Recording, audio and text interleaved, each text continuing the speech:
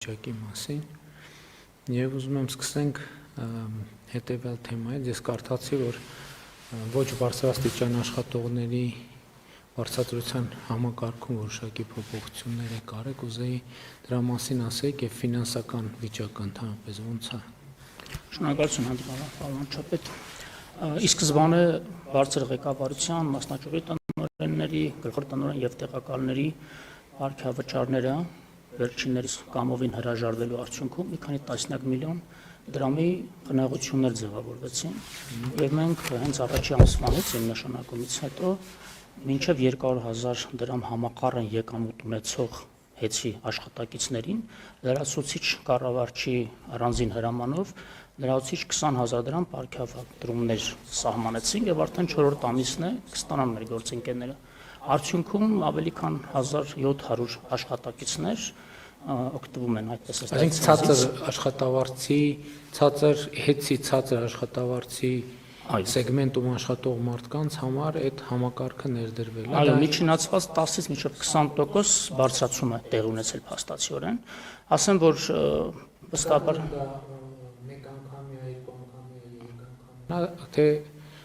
շարունակվում է, այսինքն դա շարունակական է, քանի դեռ մենք չենք կարողանում դրույքաչափի եւ հաստիկացուցակների վերանայում անենք, քանի որ այդ լիազորությունը վերապահված է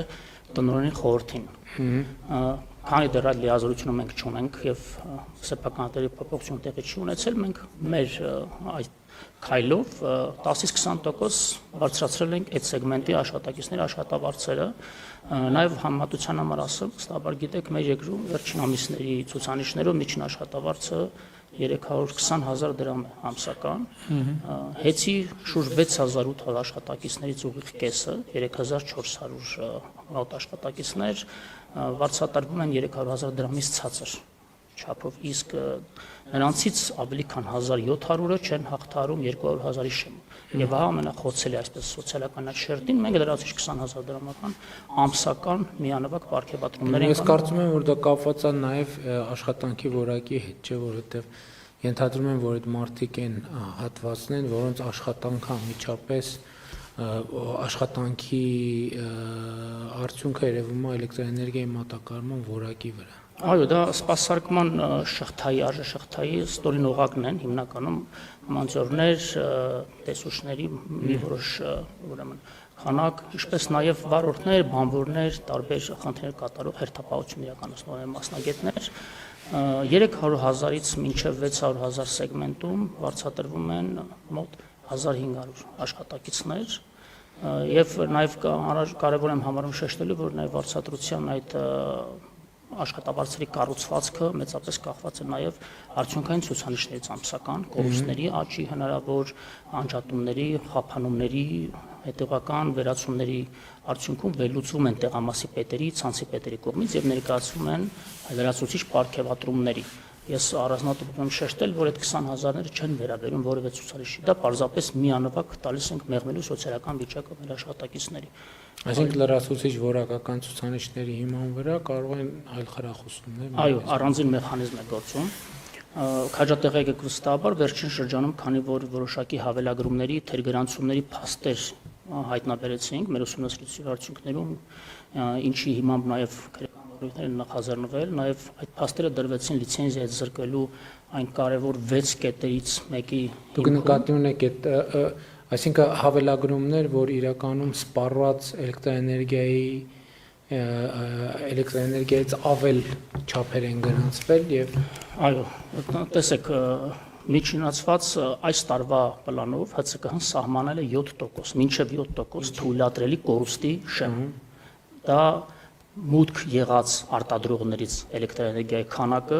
եւ սպառված էլեկտրաքանակի տարբերությունն է։ 7%-ը, այսպես ասած, ընդունելի կանոնակարգված սահմանաչափն է, ինչից ներքև որոշակի ցուցանիշներ կային եւ ասեմ, որ ի սկզբանե ինձ համար տարօրինակ թվացին այդ թվերը, քանի որ միջազգային վիճակագրությունը առաջավոր երկրների երբ ուսումնասիրում ենք, մենք այդ ցուցանիշով գտնվում ենք top 50 երկրների ցանկում, հարևանությամբ Ֆրանսիայի, Դանիայի, Շվեդիայի, ինչը շատ զարմանալի էր, չունենալով տվյալ երկրների նման ենթակառուցվածքներ, ինձ համար տարօրինակ էր, որ նման ցուցանիշներ են, այսպես ասած, նկարվում հեծում, եւ ուսումնասիրությունները ցույց տվեցին, որ շատ դեպքերում կամ արևային կայաններից ինքնավար էլեկտրարտադրողների արտադրած էլեկտրաէներգիան էր թեր գրանցվում, այսինքն ավելի մեծ քանակի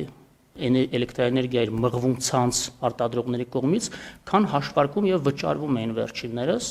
եւ սպառողների կողմից, ընդ որում պետական եւ համայնքային ընկերությունները շատ մեծ թիվ են կազմում, ում վրա հավելագրումներ էին տեղի ունենում։ Այդ փաստերով նաեւ վերջին օրերին կալանավորում տեղ ունեցավ։ X կազմակերպությունը կամ անհատը ծախսում Y թվով էներգիա, բայց իրականում վերջում վճարում վերցնում ենք Y+ ինչ-որ մի բան։ Եվ դրա հաշվին կորուստները նաև նվազեցնում են, բայց դա ստացվում է, որ քաղաքացիներից էլ լրացուցիչ գումար են գանձում։ Այսինքն մի կողմից